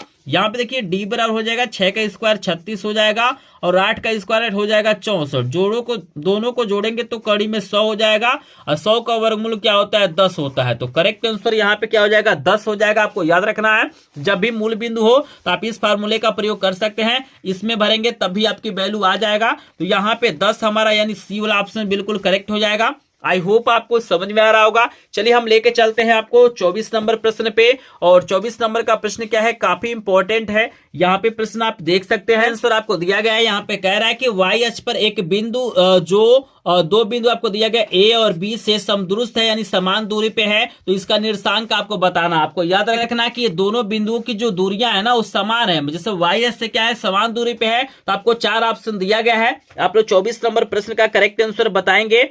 तो ये भी बहुत आसान होता है। यहाँ पे बता दूं कि दोनों की दूरियां समान है, तो यहाँ पे आपको बता दूं कि y की जो वैल्यू आएगा, यहाँ पे 2 वैल्यू आएगा, एक 0 आएगा, एक 9 आएगा, तो ए वाला ऑप्शन करेक्ट हो जाएगा। स्क्रीन पे आपको मैं लगा देता हूं, देख सकते हैं दोनों दूरियों को बराबर किया गया है, और सिंपल इस तरीके से y की वैल्यू हम लोग निकाल लिए हैं। अगर आपको नहीं समझ में आएगा तो यहाँ पे स्क्रीन की मदद से आप लोग देख सकते हैं। चलिए यहाँ पे 25 नंबर का प्रश्न काफी इंपॉर्टेंट दिया गया है। 2 बिंदु आपको दिया हुआ है और बोला है कि रेखाखंड के मध्य बिंदु का निर्देशांक आपको बताना है। यहाँ पे क्या करना है, मध्य बिंदु का आपको क्या करना है, निर्देशांक बताना है। तो यहाँ पे भी मैं आपको बता देता हूं कि कैसे सॉल्व करेंगे। आपको याद रखना है कि मध्य बिंदु का एक फार्मूला होता है। जब भी हमें मध्य बिंदु का निर्देशांक निकालना होता है, जैसे मान के चलिए मध्य बिंदु का निर्देशांक एक्स वाई हम मान लेते हैं, तो इसका फार्मूला होता है x1 प्लस x2 बटा 2 होता है, ठीक है ना, और एक होता है y1 प्लस y2 बटे 2 होता है। मतलब ये भुज की वैल्यू है, ये कोट की वैल्यू है, ठीक है ना। तो हम क्या करेंगे, इसको अगर निकालते हैं तो इस फार्मूले का प्रयोग करेंगे। x की वैल्यू दिया गया है -2 दिया गया है, और यहाँ पे -2 x1 की वैल्यू है, और x2 की वैल्यू हमको दिया गया है -2 बटे 2 हो जाएगा। आपको याद रखना है y1 की वैल्यू 6 है और y2 की वैल्यू 10 है, पूरे का बटा 2 हो जाएगा। इसी को सॉल्व करिए तो यहाँ पे हो जाएगा -4 बटे 2, और ये हो जाएगा 16 बटे 2 हो जाएगा, और यहाँ पे काटेंगे तो -2 हो जाएगा, यहाँ पे 8 हो जाएगा। तो -2 और 8 क्या हो जाएगा, इसका आंसर हो जाएगा। ये फार्मूला आपको याद रखना है। मध्य बिंदु का जो निर्देशांक होता है उसका फार्मूला होता है x1 प्लस x2 बटे 2, और यहाँ पे कॉमा होता है आपका y1 प्लस y2 बटे 2 होता है, तो हमारा -2 और 8 करेक्ट आंसर है। तो यहाँ पे कौन सा ऑप्शन करेक्ट हो जाएगा? यहाँ पे सी वाला ऑप्शन करेक्ट हो जाएगा, आपको याद रखना है। चलिए 26 नंबर का प्रश्न आपको दिया गया है कि बिंदु -3 4 की एक्स अक्ष से दूरी आपको बताना। वेरी वेरी इंपॉर्टेंट प्रश्न है। आपको बता दूं कि बोर्ड परीक्षा में कभी कभी एक्स अक्ष से दूरी पूछता है और कभी कभी क्या होता है वाई अक्ष से दूरी पूछता है। जैसे हमारे पास ये चतुर्थांश है तो याद रखिएगा से दूरी हमारा क्या होता है कोटि होता है। अगर वाई अक्ष से हम बात करें तो हमारा क्या होता है यहाँ पे भुज होता है। मतलब एक्स वाले का पूछेगा तो आपको यहाँ पे वाई वाले की वैल्यू लिखना है और वाई अक्ष से पूछेगा तो आपको भुज वाले की वैल्यू लिखना है, यानी एक्स की वैल्यू लिखना है। तो एक्स अक्ष से दूरी हमारा क्या होता है यहाँ पे कोटि कहलाता है। तो यहाँ पे 4 हो जाएगा, आपको याद रखना है। करेक्ट आंसर सी वाला हो जाएगा। और यहाँ पे देखिएगा आपको मतलब 27 नंबर का प्रश्न है कि आपको एक त्रिभुज दिया हुआ है। जहां पे क्या है एक त्रिभुज मान के चलिए ए है, बी है, सी है। हमारे पास ये त्रिभुज है और यहाँ पे तीनों का निर्देशांक दिया गया। जैसे इसकी वैल्यू क्या है 0 4 है, इसकी वैल्यू क्या है 0 0 है, इसकी वैल्यू क्या है हमारा 3 0 है। और यहाँ पे पूछ रहा है कि अगर हम इससे त्रिभुज बनाते हैं तो इस त्रिभुज का परिमाप क्या होगा। यहाँ पे आपको बताना है इस त्रिभुज का परिमाप क्या होगा।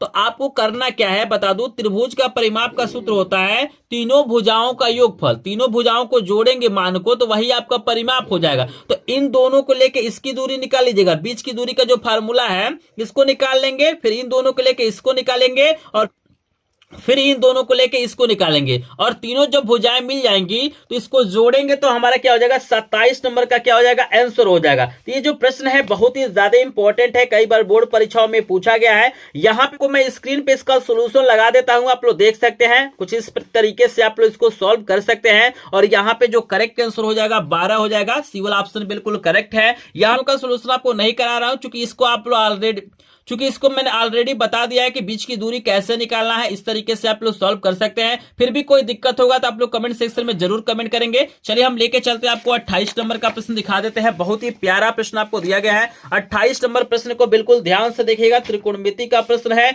यह प्रश्न बोर्ड परीक्षाओं में आपसे पूछा जाएगा, तो बिल्कुल भी इस वीडियो को आपको मिस नहीं करना है। तो यहाँ पे आपको मैं बता देता हूं कि यहाँ पे ए की वैल्यू निकालना है। जैसे देखिएगा 28 नंबर का जो प्रश्न आपको दिया गया है 2 cos, यहाँ पे 3a बराबर 1 दिया गया है। तो पूछा जा रहा है कि भाई a की वैल्यू कितना होगा बताइए। 10 अंश होगा, 15 अंश होगा, 20 अंश होगा या 30 अंश होगा। तो जल्दी से सभी लोग कमेंट सेक्शन में बताइए कौन सा ऑप्शन करेक्ट हो जाएगा। तो यहाँ पे बता दूं कि इसको सॉल्व करने का तरीका होता है कि cos 3a को आपको लिख लेना है। ये 2 गुणा है तो इधर जाएगा तो भाग हो जाएगा, आपका 1/2 हो जाएगा। ठीक है ना। अब यहाँ पे देखिए cos 3a बराबर, अब आपको देखना है कि cos में कितने अंश की वैल्यू क्या होता है 1/2 होता है। ठीक है ना। तो यहाँ पे बता दूं कि cos 60 अंश की जो वैल्यू होती है ना, यहाँ पे स्क्रीन पे आपको मैं त्रिकोणमिति सारणी लगा देता हूं। यहाँ पे सभी वैल्यू को देख सकते हैं। cos 60 अंश की वैल्यू क्या है 1/2 है, तो हम 1/2 के जगह पे cos 60 अंश लिख सकते हैं। और दोनों पक्षों का जब तुलना करेंगे तो cos से cos हट जाएगा और 3a बराबर आपका हो जाएगा 60 अंश और a बराबर क्या हो जाएगा, ये गुणा है तो इधर जाएगा तो हो जाएगा तो 60/3 हो जाएगा, यानी 3 दूना 6, यानी 20 अंश आपका करेक्ट आंसर हो जाएगा। तो इस तरीके से सॉल्व कर सकते हैं। ठीक है ना। तो यहाँ पे करेक्ट आंसर हमारा सी वाला हो जाएगा। सी वाला ऑप्शन बिल्कुल करेक्ट है। चलिए यहाँ पे 29 नंबर का प्रश्न देख लीजिए। 29 नंबर का प्रश्न भी काफी इंपॉर्टेंट दिया गया है, कई बार बोर्ड परीक्षाओं में पूछा गया है। यहाँ पे sin a की वैल्यू दिया गया है और आपसे tan a की वैल्यू पूछ रहा है। तो जल्दी से एक बार सोचिए और कमेंट सेक्शन में बताइए कौन सा ऑप्शन करेक्ट हो जाएगा। तो जल्दी से सभी लोग कमेंट सेक्शन में एक बार बता देंगे। तो यहाँ पे हम इसका सोल्यूशन करा देते हैं। तो जैसे देखिए आपको दिया हुआ है, अगर 29 नंबर प्रश्न की बात करें तो हमको दिया हुआ है कि sin a बराबर आपको दिया गया है 4/5। sin a की वैल्यू कितना दिया गया है 4/5। और यहाँ पे आपको याद रखना है sin थीटा बराबर फार्मूला होता है आपका लंब बटे क्या होता है कर्ण होता है। फार्मूला क्या होता है जी, लंब बटे कर्ण होता है। आप लोग इसको याद रख सकते हैं कि लाल बटे कक्का से आप लोग याद रख सकते हैं कि ये पहला हमारा क्या होता है साइन होता है, दूसरा कॉस होता है, तीसरा हमारा क्या होता है टेन होता है। ठीक है ना। हमें क्या यहाँ पे आपको आधार निकाल लेना है। सबसे पहले क्या करना है जी, आधार निकालना है। तो आधार बराबर क्या होता है कर्ण का स्क्वायर माइनस लंब का स्क्वायर। आधार बराबर क्या होता है कर्ण का स्क्वायर माइनस क्या होता है लंब का स्क्वायर होता है। ठीक है ना। इस तरीके से आपको लिख लेना है। यहाँ पे कर्ण की वैल्यू आपको 5 दिया गया है, तो 5 का स्क्वायर माइनस हो जाएगा 4 का स्क्वायर। लंब कितना है, यहाँ पे 4 है, कर्ण 5 है, तो 5 का स्क्वायर करेंगे तो 25 हो जाएगा, ये 16 हो जाएगा, यानी आपका कड़ी में 9, 9 का वर्गमूल होता है 3। तो हमारे जब तीनों मान पता रहेगा तो हम आराम से किसी भी अनुपात को हम निकाल सकते हैं। तो tan a की वैल्यू पूछ रहा है, तो tan थीटा बराबर क्या होता है, लंब बटे आधार होता है। tan थीटा क्या होता है, लंब बटे क्या होता है, यहां पे क्या होता है जी, आधार होता है। तो लंब कितना है, लंब हमारा क्या है 4 है, ठीक है ना जी। आधार कितना है 3 है, तो 4/3 हमारा क्या हो जाएगा, करेक्ट आंसर हो जाएगा। तो इस तरीके से आसानी से आप लोग सॉल्व कर सकते हैं। बस आपको याद रखना है कि अगर हमारे पास तीनों वैल्यू है, लंब है, कर्ण है, आधार है, तो हम 6 अनुपातों को क्या कर सकते हैं, निकाल सकते हैं। तो 4/3 यानी हमारा करेक्ट आंसर सी वाला हो जाएगा, आपको याद रखना है। तो 29 नंबर के जो करेक्ट आंसर हो जाएगा सी वाला हो जाएगा। आई होप आपको समझ में आ रहा होगा, जल्दी से कमेंट सेक्शन में बताएंगे। चलिए यहाँ पे हम देख चलते हैं अगले प्रश्न पे, और यहाँ पे देख सकते हैं 30 नंबर का प्रश्न भी काफी इंपॉर्टेंट आपको दिया गया है। यहाँ पे कह रहा है कि सेक a प्लस tan a गुणे 1 माइनस साइन ए का मान आपको बताना है। क्या हो सकता है, सेक ए हो सकता है, साइन ए हो सकता है, कोसेक ए हो सकता है, या कॉस ए हो सकता है। इसको सॉल्व कर देते हैं। यहाँ पे क्वेश्चन को मैंने लिख लिया है, यहाँ पे सिंपली कुछ फार्मूले आपको याद रखना है। जैसे देखिए सेक ए बराबर होता है 1/cos a, यानी 1/cos a को हम कहते हैं सेक ए। अगर tan a की बात करें तो ये होता है साइन a/cos a। ये फार्मूला होता है, कुछ फार्मूले आपको याद करना पड़ेगा। जब तक आप लोग फार्मूला याद नहीं करेंगे तब तक आपका क्वेश्चन सॉल्व नहीं हो पाएगा। हमने क्या किया है, इसको साइन कॉस के रूप में तोड़ा है। तो देखिए सेक ए बराबर होता है 1/cos a plus tan a बराबर होता है साइन a/cos a। दूसरे वाले को हमने वैसे लिख दिया है। यहां पे हम एलसीएम लेंगे तो यहां पे हमारा हो जाएगा cos a, दोनों में cos a है तो cos से cos कट जाएगा, 1 प्लस यहाँ पे cos कटेगा साइन a हो जाएगा। मतलब नीचे वाला हमारा एलसीएम cos a होगा, और cos a से cos a में भाग करेंगे तो हमारा 1 आएगा, या 1 के लिखा गया है। फिर cos a से cos a कटेगा, साइन a होगा, यहाँ पे 1 माइनस साइन a हो जाएगा, आपको याद रखना है। और यहाँ पे देखिएगा, यहाँ पे प्लस है, यहाँ पे माइनस है, जब गुणा करेंगे तो आपका हो जाएगा 1 माइनस साइन स्क्वायर ए। ये क्या हो जाएगा, 1 माइनस साइन स्क्वायर ए, और नीचे क्या हो जाएगा cos ए। और आपको याद रखना है कि 1 माइनस साइन स्क्वायर ए को हम कहते हैं cos स्क्वायर ए, और नीचे हमारा क्या है cos है। तो ऊपर 2 ठो है, नीचे 1 ठो है, तो 1 ठो कट जाएगा, इससे 1 ठो कट जाएगा, आपका हो जाएगा cos ए करेक्ट आंसर हो जाएगा।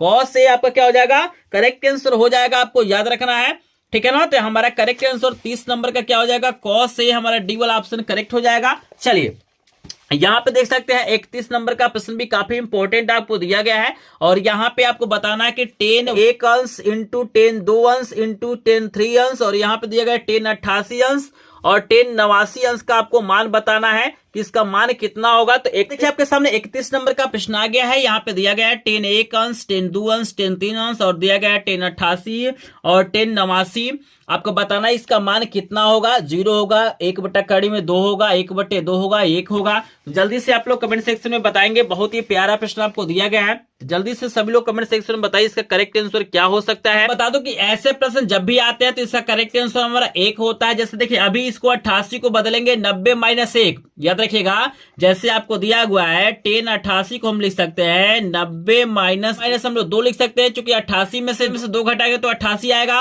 अगर हम 89 की बात करें तो इसको लिख सकते हैं tan 90 माइनस 1 लिख सकते हैं, और इसको जब बदलेंगे तो ये हो जाएगा cot। tan किस में बदलता है, cot में होता है, और यहां पर भी हो जाएगा cot, हमारा क्या हो जाएगा 1 हो जाएगा। और देखिए tan a और cot a की वैल्यू हमारा 1 होता है, उसी प्रकार tan हमारा और यहाँ पे cot की जो वैल्यू होता है 1 होता है। तो सबको जब इसको सॉल्व करेंगे तो आपकी वैल्यू कितना हो जाएगा, यहाँ पे 1 हो जाएगा, आपको याद रखना है। चलिए यहाँ पे 32 नंबर का प्रश्न दिया गया कि tan a बराबर sin a, तो a का मान आपको बताना है। यहाँ पे बहुत ही प्यारा प्रश्न आपको दे दिया गया है। यहाँ पे दिया गया है कि tan a और sin a आपस में बराबर है, तो a का मान आपको बताना है कितना होगा। तो जल्दी से सभी लोग कमेंट सेक्शन में बताएंगे कि भाई a का मान कितना होगा। यहाँ पे 0 होगा, 60 होगा, 90 होगा, 45 होगा। तो यहाँ पे हम लिख लेते हैं 32 नंबर का सोल्यूशन कराते हैं। आपको दिया गया है कि tan a बराबर sin a, तो यहाँ पे आपको a की वैल्यू क्या करना है, बताना है। तो इसको सॉल्व करते हैं तो tan थीटा होता है sin थीटा बट्टा cos थीटा, तो ये हो जाएगा sin a बटे हमारा cos a हो जाएगा, यहाँ पे हो जाएगा sin a। क्लियर है, ये sin से sin कट जाएगा, हमारा हो जाएगा 1 बटे यहाँ पे हो जाएगा cos a बराबर 1 हो जाएगा, तिर्यक गुणा करेंगे तो यहाँ पे हो जाएगा cos a बराबर 1 हो जाएगा। और यहाँ पे आपको देखना है कि cos में कितने अंश की वैल्यू 1 होती है, यहाँ पे आपको बताना है कि cos में कितने अंश की वैल्यू 1 होती है। तो cos 0 अंश की वैल्यू हमारा 1 होता है, तो cos से cos कट जाएगा, 1 की वैल्यू कितना हो जाएगा 0 अंश हो जाएगा। तो ये हमारा करेक्ट आंसर क्या हो जाएगा 0 हो जाएगा। इस तरीके का सवाल अभी मैंने आपको बताया है, तो 32 का करेक्ट आंसर हमारा यहाँ पे 0 हो जाएगा, आपको याद रखना है। चलिए यहाँ पे 33 नंबर का प्रश्न काफी इंपॉर्टेंट दिया गया है, ऊंचाई दूरी का प्रश्न है। यहाँ पे बोल रहा है कि एक मीनार की ऊंचाई 20 मीटर है, ठीक है ना। एक मीनार की ऊंचाई क्या है 20 मीटर है, जमीन पर बनने वाली इसकी छाया की जो लंबाई है 20 कड़ी में 3 है, तो सूर्य का उन्नयन कोण क्या होगा 0 अंश होगा, 30 अंश होगा, 45 अंश है और 60 अंश है। तो जल्दी से आप लोग कमेंट सेक्शन में बताइए, इसको सॉल्व करते हैं। तो फिगर बना लेते हैं। हमारे सामने ये स्तंभ है, इसकी छाया है, ठीक है ना। हमारे सामने ये जो 33 नंबर का प्रश्न है, मान के चलते हैं भाई ए बी हमारा स्तंभ है और बीसी क्या है इसकी छाया है। तो यहाँ पे जो कोण है थीटा मान लेते हैं, तो छाया दिया गया है 20 कड़ी में 3, इसकी ऊंचाई दिया गया है 20 मीटर। तो आपको बता दूं कि इन दोनों में संबंध होगा, ये लंब होगा ये आधार होगा। तो लंब और आधार में क्या होता है टेन होता है, तो टेन थीटा बराबर क्या होता है लंब बटे आधार होता है। तो ये हो जाएगा 20 कड़ी में 3, तो 20 से 20 कट जाएगा, 1 बटा कड़ी में 3 आएगा, ठीक है ना जी। और यहाँ पे देखिएगा टेन थीटा बराबर, और टेन में कितने अंश की वैल्यू 1 बटे कड़ी में 3 होता है। तो आपको याद रखना है कि टेन 30 अंश की जो वैल्यू होता है वो 1 बट्टा कड़ी में 3 होता है। कंपेयर करेंगे तो थीटा बराबर कितना हो जाएगा 30 अंश हो जाएगा। थीटा की जो वैल्यू है वो कितना हो जाएगा 30 अंश हो जाएगा, आपको याद रखना है। बहुत ही शानदार प्रश्न आपको दिया गया है, करेक्ट आंसर बी वाला हो जाएगा। आई होप आपको 33 नंबर का प्रश्न समझ में आ रहा होगा। चलिए हम लेके चलते हैं 34 नंबर प्रश्न पे, और यहाँ पे देख सकते हैं कुछ इसी प्रकार का ये प्रश्न दिया गया है। यहाँ पे दिया गया है कि मैदान में खड़ी एक कार का 75 मीटर ऊंचे मीनार से अवनमन कोण क्या है 30 अंश है। मीनार के आधार से कार की दूरी आपको ज्ञात करना है। मीनार के आधार से क्या करना है आपको कार की दूरी बताना है। बहुत ही शानदार प्रश्न है। तो इसका भी हम क्या करेंगे, सबसे पहले क्या करेंगे फिगर बनाएंगे। आप लोग कमेंट सेक्शन में बताइए कौन सा करेक्ट आंसर होगा। तो यहाँ पे मैदान में खड़ी क्या है एक कार है, याद रखिएगा।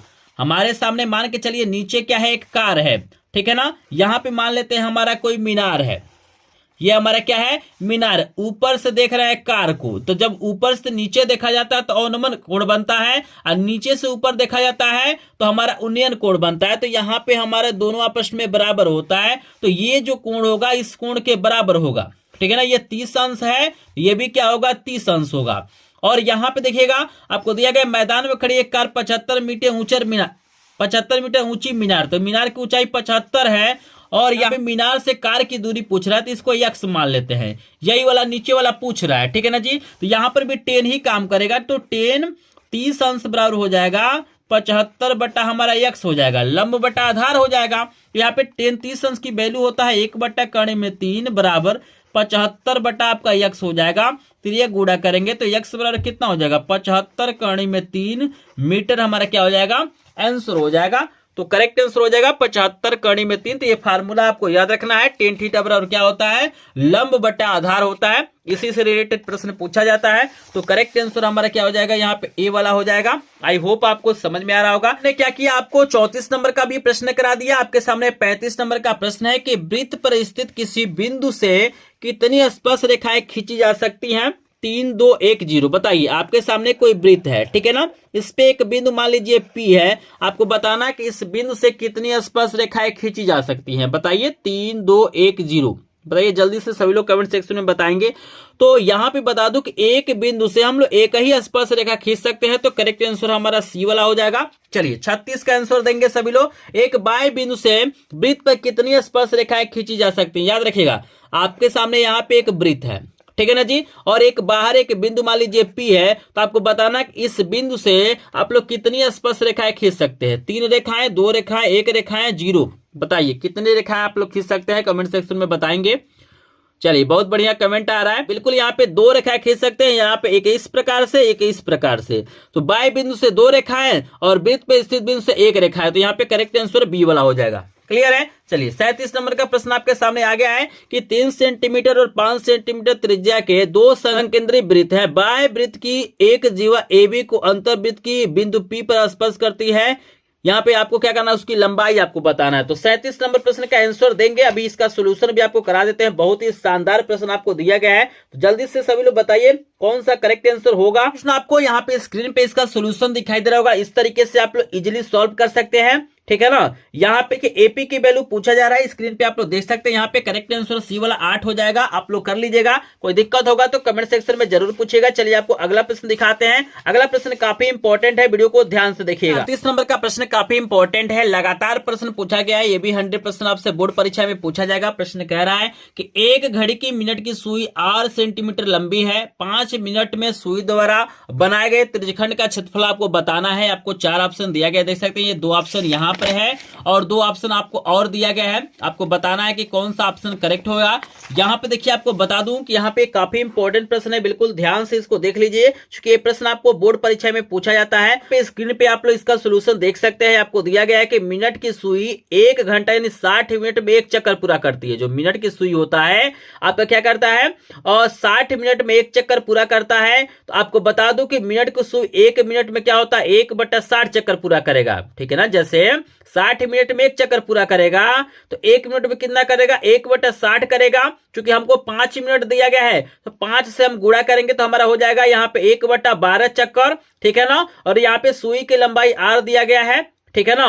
और यहाँ पे सिंपली क्या करना है आपको, त्रिज्यखंड का क्षेत्रफल हो जाएगा पाई r स्क्वायर बटे 12। क्या हो जाएगा, पाई r स्क्वायर बटे 12 हो जाएगा। आपको याद रखना है, क्योंकि यहाँ पे जो हमारा फार्मूला होता है, यहाँ पे पाई r स्क्वायर होता है। यहाँ पे क्षेत्रफल का फार्मूला होता है पाई r स्क्वायर, और हमारा एक चक्कर का होता है पाई r स्क्वायर। और हमारे पास क्या है, 1/12 चक्कर है, तो 1/12 से गुणा कर देंगे तो हमारा क्या हो जाएगा, पाई r स्क्वायर बटे हमारा 12 हो जाएगा। यानी यहाँ पे कौन सा ऑप्शन करेक्ट हो जाएगा, तो यहाँ पे बी वाला ऑप्शन बिल्कुल करेक्ट हो जाएगा, करेक्ट हो जाएगा, आपको याद रखना है। चलिए 39 नंबर का प्रश्न दिखाते हैं। 39 नंबर का प्रश्न आपको दिया गया है कि त्रिज्या 8 सेंटीमीटर वाले एक वृत्त के अंतर्गत खींचे जा सकने वाले वर्ग का क्षेत्रफल आपको बताना है।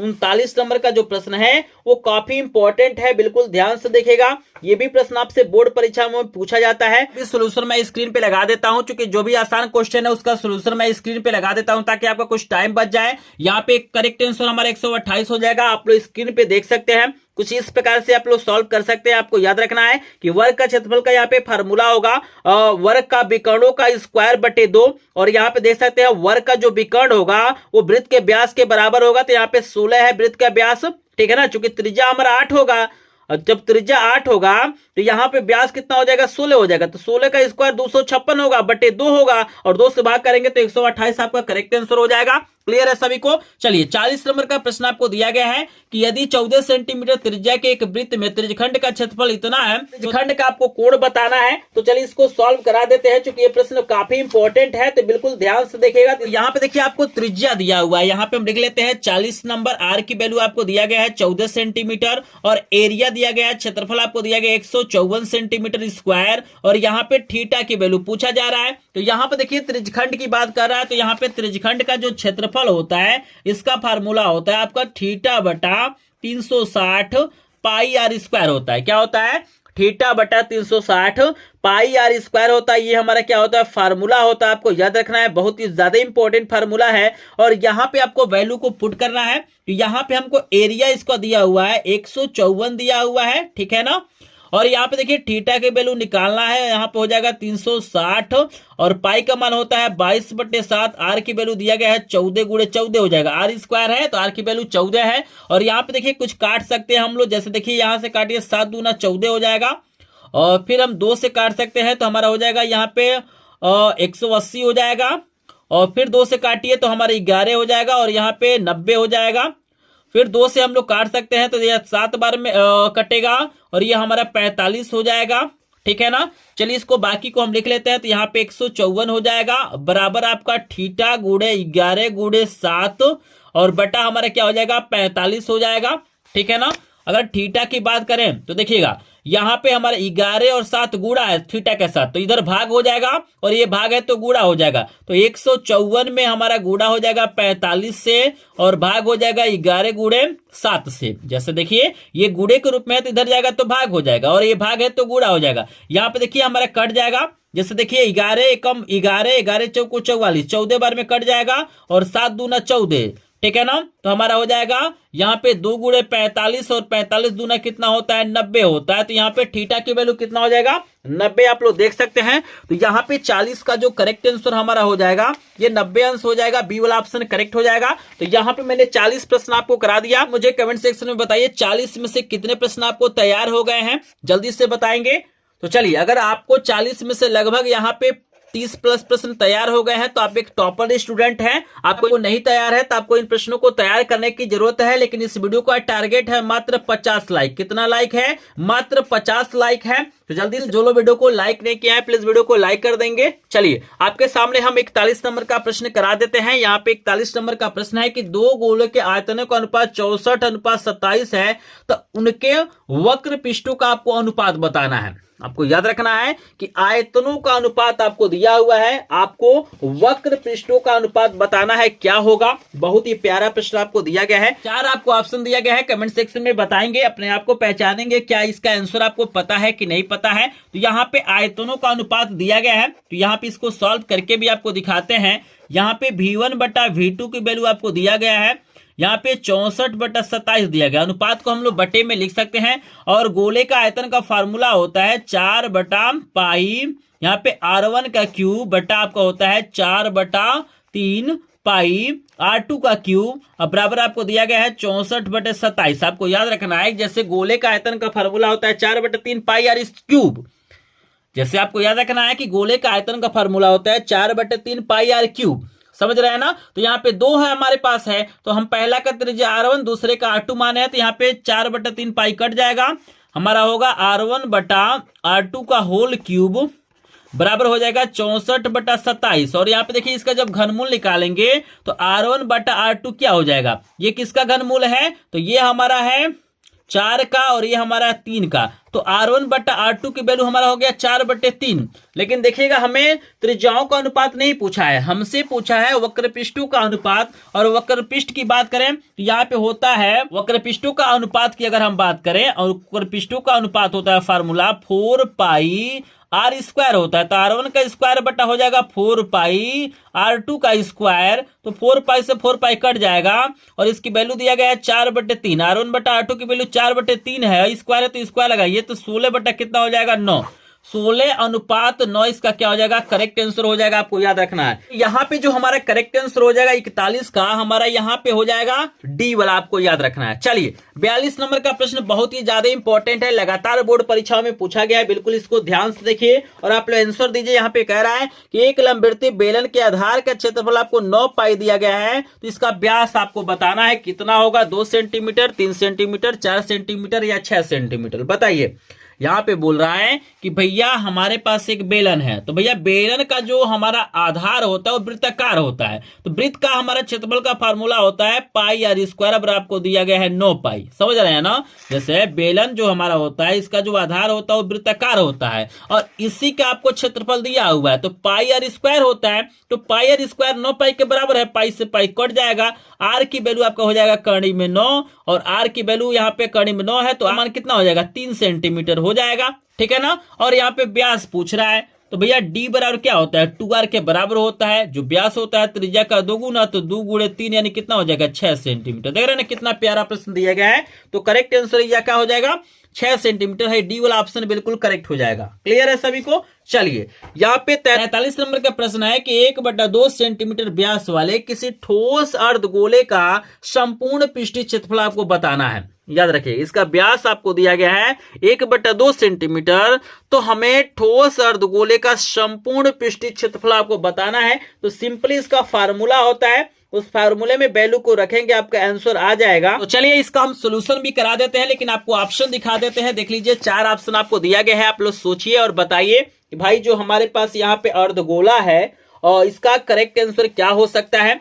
इसका हम सोल्यूशन भी आपको कराते हैं। सबसे पहले जो चीजें दिया गया हम लोग लिखेंगे। आपको डी की वैल्यू व्यास दिया हुआ है 1/2 सेंटीमीटर। कितना दिया हुआ है? 1/2 सेंटीमीटर। अगर त्रिज्या की बात करें तो इसका हमारा आधा होगा, तो यहाँ पे 1/2 में हम गुणा करेंगे 1/2 से, मतलब 2 से भाग कर रहे हैं ना, तो यहाँ पे कितना हो जाएगा? 1/4 सेंटीमीटर हो जाएगा। और यहाँ पे संपूर्ण पृष्ठीय क्षेत्रफल पूछ रहा है, तो संपूर्ण पृष्ठीय क्षेत्रफल का फार्मूला होता है 3πr²। अर्धगोले का संपूर्ण पृष्ठीय क्षेत्रफल का फार्मूला होता है 3πr²। तो 3 गुणे पाई का मान 22/7 हो जाएगा, और यहाँ पे आर का मान 1/4 गुणे 1/4 हो जाएगा। सिंपली ऐसे हम लोग क्या करेंगे, लिखेंगे, कुछ कट नहीं रहा। और यहाँ पे ऑप्शन की बात करें तो ऑप्शन में देख सकते हैं हम पाई के दिया हुआ है, मतलब पाई की वैल्यू आपको नहीं रखना, यानी 22/7 को आपको नहीं लिखना है, पाई की जगह पे पाई छोड़ दीजिए। तो आपका हो जाएगा ऊपर 3 हो जाएगा, 4 चौको 16 हो जाएगा, ये पाई हो जाएगा सेंटीमीटर²। तो 3/16 पाई आपका यहाँ पे करेक्ट आंसर हो जाएगा। तो यहाँ पे 3/16 पाई, यानी हमारा बी वाला ऑप्शन करेक्ट हो जाएगा। देख रहे हैं ना, बस ये फार्मूले को आपको याद रखना है, क्योंकि बोर्ड परीक्षा में गणित विज्ञान में बहुत सारे ऐसे क्वेश्चन होते हैं जिसका आंसर हम सिर्फ फार्मूला अगर हमको पता होगा तो इसका आंसर दे लेंगे। आई होप आपको समझ में आ रहा होगा। चलिए यहाँ पे हम 44 नंबर का प्रश्न करा देते हैं। यहाँ पे दिया गया है कि निम्नलिखित में से कौन सी केंद्रीय प्रवृत्ति की माप नहीं है। आपको बताना है इसमें से कौन सी ऐसी चीज है जो केंद्रीय प्रवृत्ति की माप नहीं है। 4 ऑप्शन दिया गया है, माध्य है, बहुलक है, मध्यिका है, मानक विचलन है। तो बताइए कौन केंद्रीय प्रवृत्ति की माप नहीं है। तो यहाँ पे याद रखना है कि मानक विचलन केंद्रीय प्रवृत्ति की माप नहीं होता है। माध्य, बहुलक, मध्यिका क्या होता है, केंद्रीय प्रवृत्ति की माप होता है। चलिए 45 नंबर का आंसर देंगे कि माध्य, माध्यिका और बहुलक में आपको संबंध बताना है। तो देखिए माध्यक को ही माध्यिका बोला जाता है। तो बताइए इसमें कौन सा संबंध होता है, कौन सा फार्मूला करेक्ट होगा। तो 45 का जल्दी से सभी लोग आंसर बताएंगे। बहुत ही शानदार प्रश्न आपको दिया गया है, बोर्ड परीक्षा में प्रश्न आपसे पूछा जाएगा। एक एक प्रश्न इंपॉर्टेंट है, बस 50 प्रश्न तैयार करके जाइए। सभी प्रश्न आप लोग सॉल्व करके आएंगे तो जल्दी से बताएंगे। यहाँ पे 4 ऑप्शन आपको दिया गया है, जल्दी से मुझे बताइए। तो यहाँ पे आप लोग स्क्रीन पे देख सकते हैं, यहाँ पे करेक्ट आंसर हमारा क्या हो जाएगा। यहाँ पे देख सकते हैं 45 का करेक्ट आंसर हो जाएगा। बहुलक बराबर होता है 3 गुणे माध्यिका माइनस 2 गुणे समांतर माध्य। तो ये हमारा करेक्ट आंसर हो जाएगा। आई होप आपको समझ में आ रहा होगा। 46 नंबर का प्रश्न भी आपको दिखाई दे रहा होगा, काफी इंपॉर्टेंट प्रश्न है। प्रश्न दिया गया है कि 1 से 9 तक की प्राकृतिक संख्याओं का समांतर माध्य होगा। आपको बताना है कि 1 से 9 तक की जो प्राकृतिक संख्याएं हैं उनका समांतर माध्य क्या होगा। बहुत ही शानदार प्रश्न आपको दिया गया है। और आपको बता दूं कि यहाँ पे समांतर माध्य का अभी मैंने फार्मूला बताया है। समांतर माध्य बराबर क्या होता है, कुल पदों का योग बटे पदों की संख्या। तो देखिए 1 से जब 9 तक आप जो संख्याएं हैं ना, आप लोग स्क्रीन पे देख सकते हैं, इसका सोल्यूशन भी आपको दिखाई दे रहा होगा। जब इसको जोड़ेंगे तो कुल संख्याओं का जो योगफल होगा 45 होगा, और टोटल संख्या 9 है, और भाग करेंगे तो 5 हो जाएगा। तो करेक्ट आंसर यहाँ पे क्या हो जाएगा, 5 हो जाएगा। बहुत ही ज्यादा इंपॉर्टेंट प्रश्न आपको याद रखना है। फिर देखिएगा पूछा गया है 47 नंबर का कि 1 से 15 तक की सम संख्याओं का समांतर माध्य आपको बताना है। तो यहां पर भी हम वही काम करेंगे, टोटल संख्याओं को जोड़ेंगे,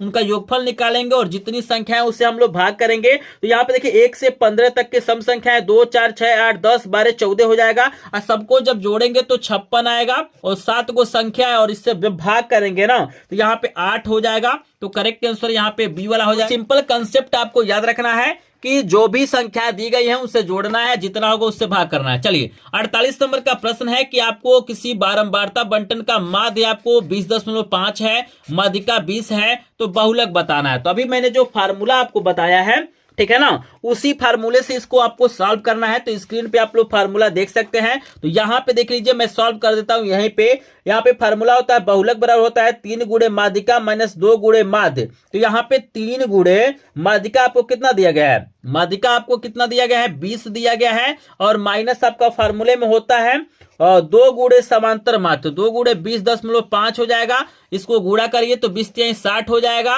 और माइनस जब इसको गुणा करेंगे 2 से 20.5 में जब आप लोग गुणा करेंगे ना, तो यहाँ पे सिंपली आपका आएगा यहाँ पे 41। कितना आएगा, 41, और घटाएंगे तो आपका 19 हो जाएगा। कितना हो जाएगा, 19 हो जाएगा। तो यहाँ पे हम देख लेते हैं 48 का जो करेक्ट आंसर है 19 है। तो यहाँ पे हमारा सी वाला ऑप्शन बिल्कुल क्या हो जाएगा जी, करेक्ट हो जाएगा। चलिए यहाँ पे देख सकते हैं 49 नंबर का प्रश्न है कि प्रथम 10 अभाज्य पूर्णांकों की माध्यिका होगी। आपको बताना है कि प्रथम 10 अभाज्य संख्याओं की क्या होगी, माध्यिका होगी। तो यहाँ पे बहुत ही इंपॉर्टेंट क्वेश्चन आपको दिया गया है। यहाँ पे करेक्ट आंसर जो आपका हो जाएगा 12 हो जाएगा। आप लोग स्क्रीन पे देख सकते हैं, इसका फार्मूला है, और उसमें आप लोग आराम से भर के आंसर डाल सकते हैं, ठीक है ना। और यहाँ पे देखिए 50 नंबर का प्रश्न आपको बहुत ही ज्यादा इंपॉर्टेंट दिया गया है। और यहाँ पे प्रश्न दिया गया है कि 10 प्राकृतिक संख्याओं की माध्यिका आपको बताना है। 5 होगा, 5.2 होगा, 5.4 होगा, या 5.5 होगा। तो यहाँ पे बता दो कि 50 नंबर का प्रश्न बहुत ही ज्यादा इंपॉर्टेंट है। अगर आपका भी सपना है कि गणित में आप 70 में 70 नंबर पाए और आप चाहते हैं कि 1 मार्च का एक भी प्रश्न आपका न छूटे, तो 50 नंबर प्रश्न का उत्तर आप लोग कमेंट सेक्शन में जरूर बताइएगा, जिससे मुझे पता चल जाएगा कि आपने वीडियो को बिल्कुल ध्यान से देखा है और आप भी गणित को लेकर सीरियस हैं। मात्र ये 50 प्रश्न तैयार करके जाइए, इसी में से कोई ना कोई 20 प्रश्न आपको बोर्ड परीक्षा में पूछेगा। अगर आपको कोई प्रश्न नहीं समझ में आया होगा तो उस प्रश्न को आप लोग अदर जगह गूगल पे या यूट्यूब पे सर्च कर सकते हैं, लेकिन जो भी प्रश्न मैंने बताया उसको जरूर तैयार करेंगे। और जिनको भी इसका पीडीएफ चाहिए या अन्य विषयों का 100+ एमसीक्यू प्रश्नों का पीडीएफ चाहिए तो हमारे ग्रुप को ज्वाइन करेंगे, जिसका लिंक आपको डिस्क्रिप्शन में दिया गया है। अगर आपको डायरेक्ट पीडीएफ नोट चाहिए, आप चाहते हैं कि व्हाट्सएप के माध्यम से फ्री में सभी विषयों का पीडीएफ नोट पाना चाहते हैं, तो आपको यहाँ पे स्क्रीन पे मेरा नंबर दिखाई दे रहा होगा। नंबर है 7619935513। यहाँ पे क्या करना है, विषय का नाम लिखना है और आपको क्या करना है, पीडीएफ लिख देना है। जिस भी विषय का नाम लिखेंगे, पीडीएफ लिखेंगे, आपको पीडीएफ बिल्कुल फ्री में मिल जाएगा। लेकिन यहाँ पे एक कंडीशन है कि अगर आप चाहते हैं कि व्हाट्सएप पे तुरंत आपको पीडीएफ मिले सभी विषयों का फ्री में, तो आपको क्या करना होगा, चैनल को सब्सक्राइब करके स्क्रीनशॉट लेना है और मुझे व्हाट्सएप करना है। उसके बाद से आपको पीडीएफ बिल्कुल फ्री में मिलेगा। तो जो लोग चैनल को सब्सक्राइब किए होंगे, वीडियो को लाइक किए होंगे, उन्हीं को पीडीएफ नोट मिलेगा। तो अगर आपने अभी तक वीडियो को लाइक नहीं किया है, अगर चैनल को सब्सक्राइब नहीं किया है, तो जल्दी से लाइक कर देंगे, चैनल को सब्सक्राइब करेंगे, स्क्रीनशॉट लेंगे और मुझे क्या करेंगे, इस नंबर पे सेंड करेंगे। मैं तुरंत आपको पीडीएफ नोट प्रोवाइड कर दूंगा, ठीक है ना। मेरे पास सभी विषयों के यहाँ पे 50 प्रश्नों का और 100 प्रश्नों का क्या है, पीडीएफ नोट है। तो जिनको भी चाहिए जल्दी से चैनल को सब्सक्राइब करिए, वीडियो को लाइक करिए और स्क्रीनशॉट के और भेजिए, तुरंत पीडीएफ मिल जाएगा। अगर आपको सब्सक्राइब नहीं करना है तो आप ग्रुप को ज्वाइन कर सकते हैं। वीडियो कैसा लगा कमेंट बॉक्स में जरूर बताइएगा। मिलते हैं नेक्स्ट वीडियो में, तब तक के लिए आप सभी का धन्यवाद।